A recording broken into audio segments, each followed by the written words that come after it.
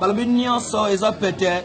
et pas IBRAHIM ya NZAMBE na NIONSO bana Londres PESA TANGO yango yo balobi lelo toyie to sepe na présence à ma gloire mbinga donc on a évité quoi ka présence ya osala te bana Londres tout toni twingi get se samba to za bino boulot zo continuer pe sala na ndenge bolinganga na évité quoi minga olobeza te to c'est la ranga mankambunde Président IBRAHIM yo monde makambu Maman Charlotte Pigeon verse na Londres PESA TANGO donc Eli Biongo Daki Biongo ma famille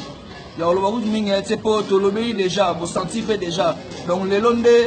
makambo zaïga pa police to vide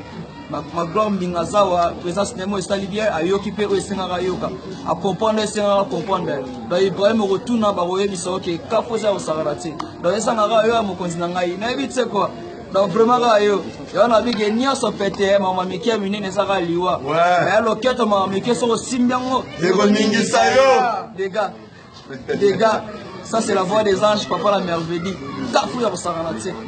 bana Londres ma gloire mbinga Vincent Piana éviter quoi ouais Joseph Wemba la bossani ote Joseph Wemba Tony Twingi Gogan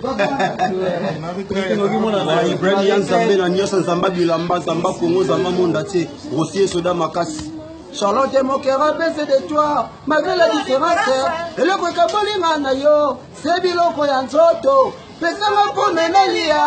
on attend pour ça tout à pour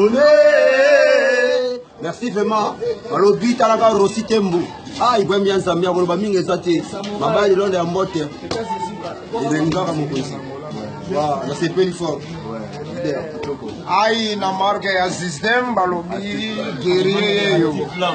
guerrier na marque ya système basalam toujours babi lelo za Saint-Valentin le 8 mars Noël bonne année de bobo inga kaka mokolo ya feti Saint-Valentin le 8 mars Noël bonne année de bobo